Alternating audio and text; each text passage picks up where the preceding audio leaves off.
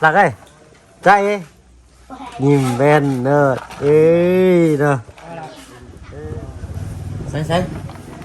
ลองทำเองนิดหน่อยมันเป็นจะมาเด้อสุจ้าแล้วสุจ้าด้วยสุจ้าเอามือขึ้นสุจ้าสองข้างก่อนบ่ได้แต่น้องอินเตอร์ผมมาของเล่นพี่หน่อยเนาะเป็นเด็กน้อยที่บ่เอาของเล่นเลยนะตุ๊กตากับบอกว่าได้ตุ๊กตาเ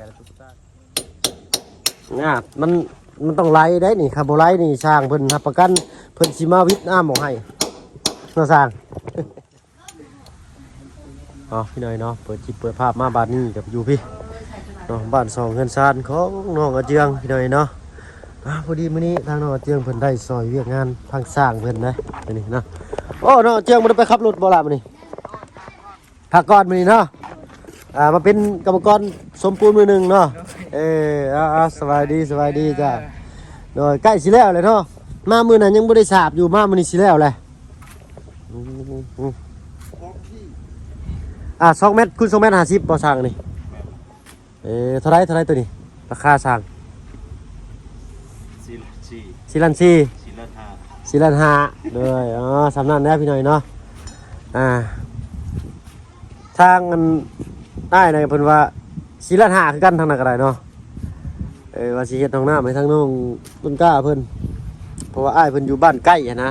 ทางช่างนี่เพิ่นก็บ่ค่อยว่างงานจะล้นมือเราก็ได้เช่นยังนี่สิสาบบ่ยังตัวใดนี่โดยเทพืชเทกันเพื่อนแล้วมื้อนี้เทบนล่างถ้วยเนยเพิ่นสิเฮ็ดซิ่งล่างถ้วยอยู่นี่บ่หรือว่าเห็ดแต่บ่มีสิ่งเห็ดเป็นล่างแต่กับพื้นเลยเนาะเอาดีเลยแหละพี่น้อยเนาะได้สำนันก็ได้สำเทพื้นก็คักแล้วนะเอาสิ่งเล็กน้อยขึ้นไปง่อยลิ้น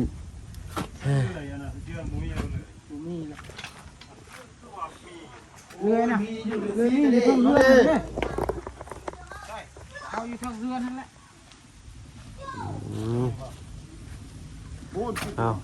เป็นอะไรเนาะเจียงขับรถเป็นเลยบ่เป็นเบิดเลยบ่เอาวันนั้นเด้จนมือฮะมันลี่บ่เนาะขับเป็นแล้วทั้งน้องเจียงก็ได้เป็นสำเร็จก็อย่าประมาทด้วยน้องเด้อมันโมเมนต์ของเฮาได้เนาะ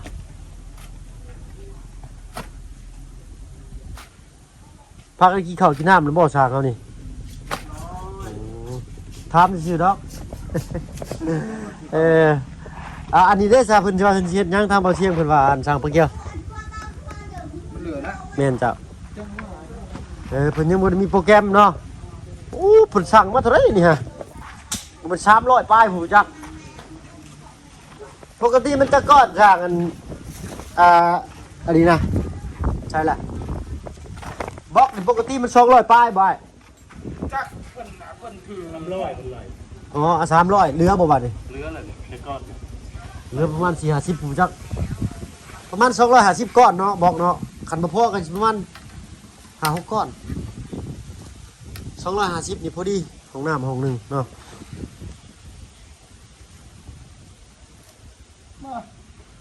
วันนี่ได10ทั้งหมดเลยอันนี้อะไรเป็นสั่งมา300บ่300ก็2ก็ก็200ไปหั่น250สิเหลืออยู่4-5ก้อนนะเนาะ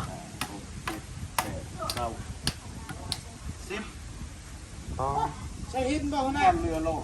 ใช่พี่ตั้งนี้อีก2ก้อนป๊อดต้องมันยังแหลมๆไม่ใช่หินต้องให้ได้อยู่ก่อนนะใส่ผู้หลวงโอ้ยเนาะ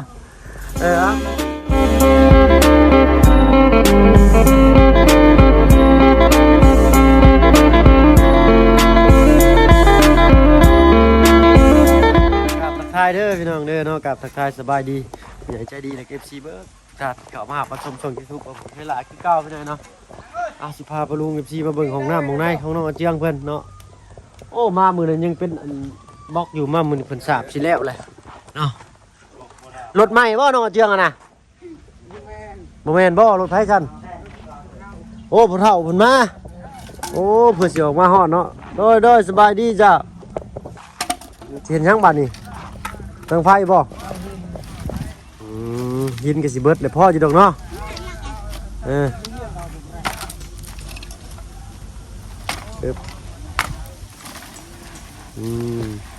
พลักอยู่กับบัน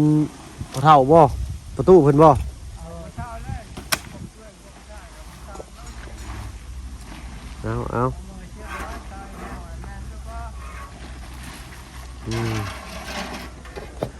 เอาเจ้าหน้าที่พาขึ้นไปเบิ่งน้องพลักอยู่ทางเฮือนที่ไหนเนาะมันคอยไล่เนาะเอาเนาะ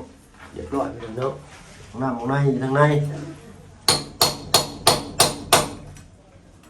ถ้าว่าน้ำของไรนี่สิได้ให้สร้างแล้วมาวิทย์ไหนนี่ขัดได้เนาะไล่ก็ไปเนาะไล่ปัดไปมาไล่กับปูนมันปาดอีกน้อยหนึ่งเนาะ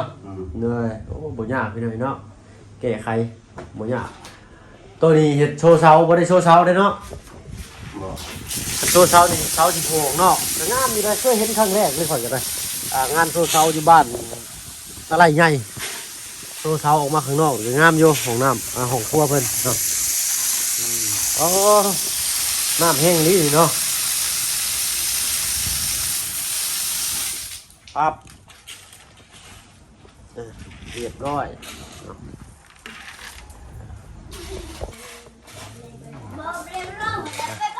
หลักไอ้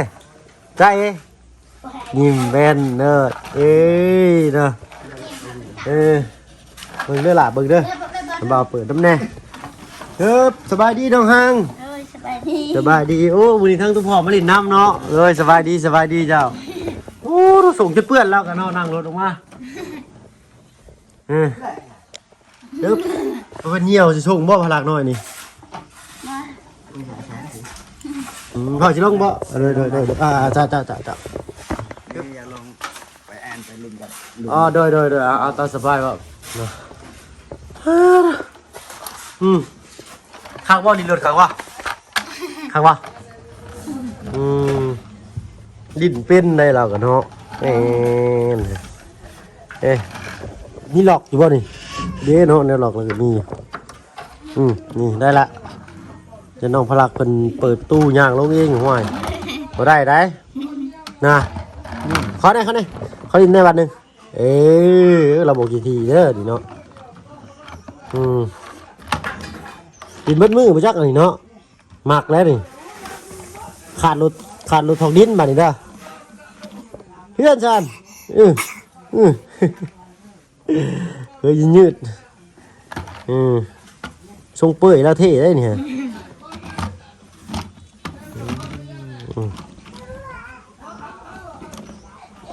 ให้มันกินป้อนข้าวเพิ่นหรือเปล่ามันเอาป้อนข้าวเพิ่นหรือเปล่าน่าเลยทางอันบ่อเจ้าเข้ามาครับน้องบ่อนี่หรืออ้ายสบายดีเด้อผู้บ่าว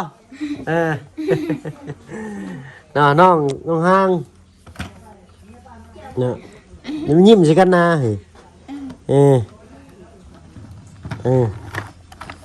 แก้มแตกบ่น่ะลมหนาวซะเนาะลุงหลายคนก็คือสิคิดทอดน้องพลักอยู่เนาะเพิ่งจะมาอัปเดตน้องเหมือนเทื่อนึงแต่สิมาห้อยก็จดค่ำมาเพิ่นก็ได้มันแล่นชื่อคลองอยู่บ้านน้องต้นกล้ามันจบอยู่หั่นได้นะแรงสิเข้าไปเบิ่งอีกก่อนเนาะปะเพิ่นทาสีนี่เด้เบิดจักกระป๋องอันเพิ่นจะทาสีอันนี้เนาะ2ป๋องเนาะบ้านน้องต้นกล้าสิพ่อบ่พี่น้อยเนาะรวมทั้งทาประตูประต่างเลยเนาะ2ป๋องพี่น้อยเนาะเอาทาไปเถอะน้อยก่อนนะก็ได้เนาะขอลิ้นเป็นเนาะเราก็ได้เบิดมือแล้วเนี่ยนี่เนาะจับอยู่เบิดมือบ่ลิ้นรถบื้นไปแล้วพุ่นคาดน้ำลังก้อยๆนี่ชื่อก็ถือใครแน่เนาะยันชื่อมากเพิ่นบ่ลิ้นคือตอนน่ะชื่ออันน้อยโพดเนาะน้อยมันบ่ลิ้นมันบ่คักติ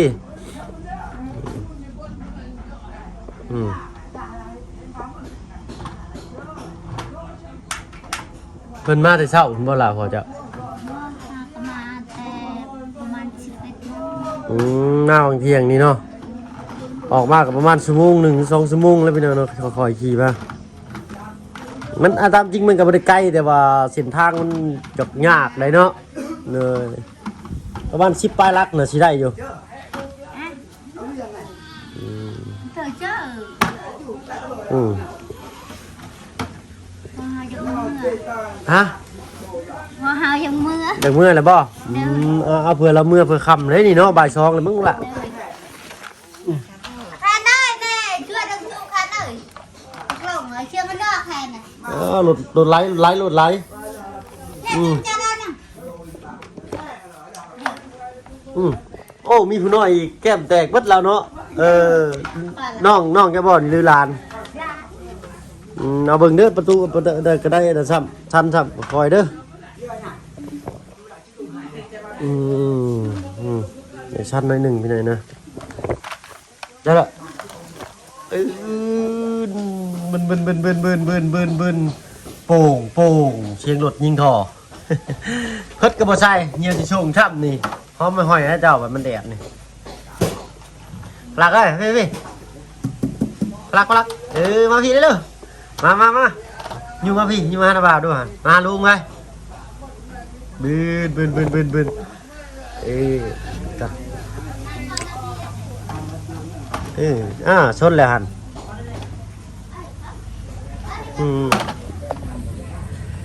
พลักด้วย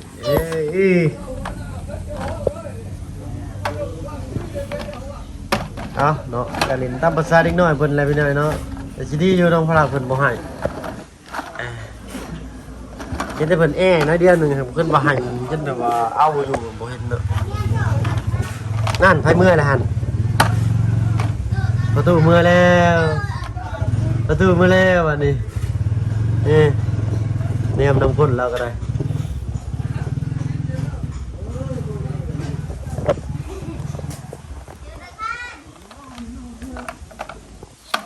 บืน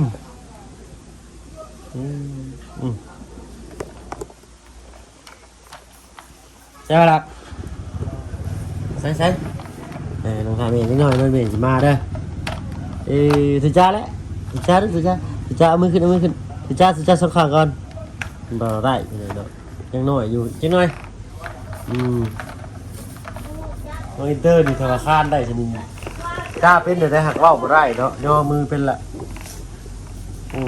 โค้งมานี่เฮ็ดเราก็ลิ้นเป็นเนาะเราก็ได้ แต่น้องอินเตอร์บ่มักของเล่นพี่น้อยเนาะเป็นเด็กน้อยที่บ่เอาของเล่นเลยนะ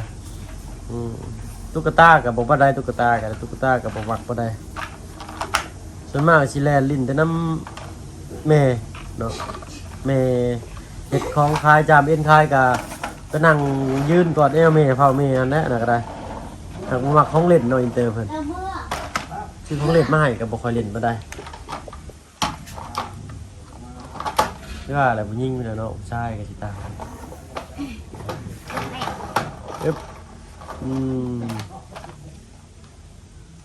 ยิ้มอะไรน้องมีความสุขแล้วยิ้ม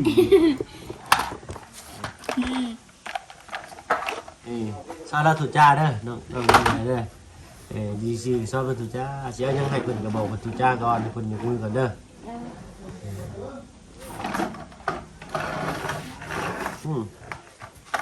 โอ้ขาดรถตกดินเด้อบัดเด้อขาดรถดำมันรถคุดมีแล้วบัดนี้เฮ็ดพอดีแหละน้องให้ทาง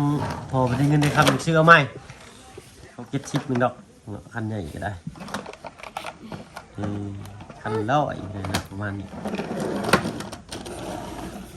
ซะทั้งจะลงไปกลางเด้อเนาะสบายดีลงแกสบายดีไปก่อนเดี๋ยวบ๊ายบายเด้อบ๊ายบายก่อนบ๊ายบายครั้งนึงอย่าขึ้นบ๊ายบายโอ้เรายังดินรถเราบ่อยโซ่ได้นี่ไปละเนาะมันก่อนลงไปเบิ่งตลาดกันพี่หน่อยเนาะแดดจ้าเองโอ้ยลุกขึ้นหนาวิ่งเลยทันอยู่บันไดนี่ก็ได้เฮ้บ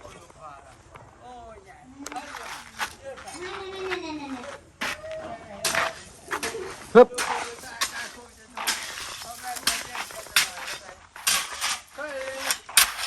เขาไปอยู่ในภาชนีเขาไปอยู่ใน เป็นได้ทางน่ะได้บ่ ได้ อันนี้หาเนี่ยมาอันทับไว้ยิกอย่าเด็กน้อยมายืนเหยียบตุ๊กนี่พอแห้งนี่เนาะก่อนเป็นหูจำได้หน่อยเจ้าเด้อถ้าไม่มากาดไว้ จับโยกขึ้นเดี๋ยวให้อันเบาอันนี้ด้วยเด้อ อ้าวยังบ่แห้งบ่โอ้ยแล้วกันพี่น้อยเนาะท่อหายใจซ้ำ เอาออกซิเจน ท่อออกซิเจนท่อหายใจ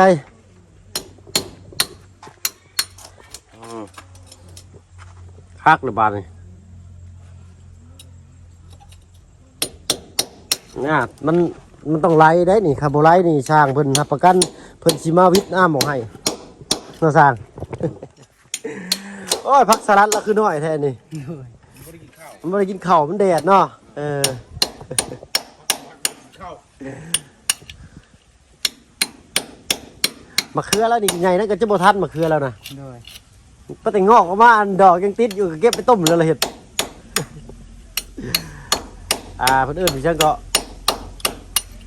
เพิกบ่มะเขือนะ คือ อ่ะ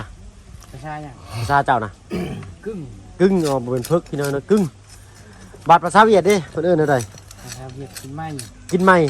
กินไม่ กินไหมว้าวชื่อมะเขือมาเพิ่นได้กินไหมแล้วแนวนั้น เก่งนิดหนึ่ง เอาโอ้ยเนาะเจ้าไปเห็นเราให้ไว้จักหน่อยเดียวจักเลย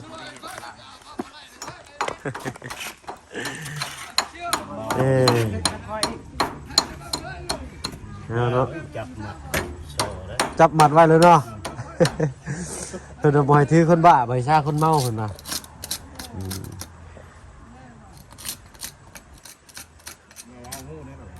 ฮะ จะมันเขี้ยเอาชิเต้ยังมันเขี้ยหาหนูนี่เนาะ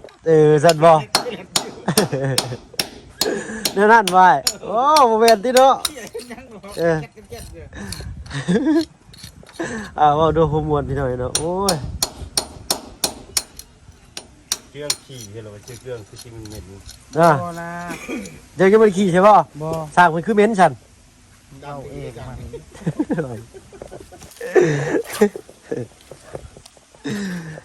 ได้จากมือเนาะเจอไปขับรถอ่ะ2 มื้อนี่อย่าไปเหยียบทางกลางมันก็ญาติได้ข่อยได้อย่าขับบ่ใส่ลิกนะ กลางนี่นะ แม่น ยัน โอ้เนาะนะเขาบ่ใส่เล็กมันบียังเตกตุยได้นะฮะใจบีมันบ่ให้บ่เตกเด้อแท้มันเฮ็ดเป็นเขาเฮ็ดเป็นหูไว้ซะมามันเป็นหูซะมา ก็พูดขัดเลยแล้วครับ เออ มาสินบอกใส่มัน บ่ถึง ใช่เหรอ นั่นตลอด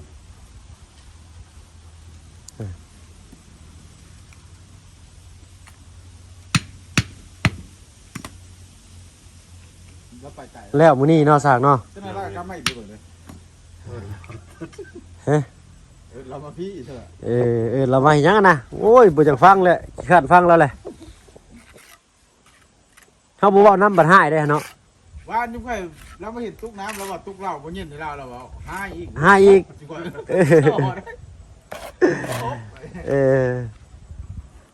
เพิ่นว่าตุกเหล้าเพิ่นให้เจ้าอีก เอาน้ำมันยังเปิด นี่นะที่มาขวางปูนนี่นะที่เบิ่งอย่างน้ำหัวนั่นนะเดี๋ยวมึงเอาปะได้นี่ ให้เทเองนี่เนาะบัดนี่ อันเดี๋ยวดิอันเดี๋ยวเจอกันน้อยนะอย่าพาวที่มันเจาะมันทึงไปดิไอ้เฮ็ดไอ้ตัว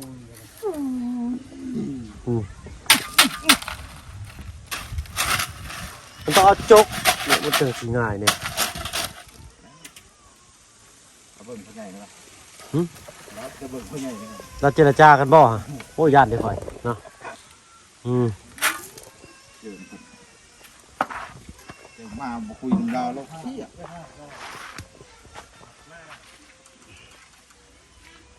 ให้แล้วทั้งถึงบาทนี่ต้องจกนี่ต้องขักจึ๊บเลย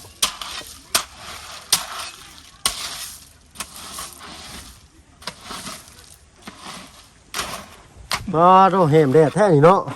โอ้ยขนมเหี้ยเนี่ย แดดแห้งมื้อเช้านี่หนาวมื้อเช้านี่ก็ตื่นเที่ยงๆมาบัดร้อนบานจักปรับอารมณ์ได้เลยน้ำเพิ่นทันเนี่ยเนาะอ้าวเหลือแต่ซำนี้เนาะบัดนี้เนาะโอ้ยมานี่คือสิแล้วพี่น้อยเนาะแป๊บเดียวดอกกันสิไปทางอื่นก่อนบัดนี้ไปอันบ้านสกีก่อนบัดนี้ไปเพิ่นลงมาลงทายเด้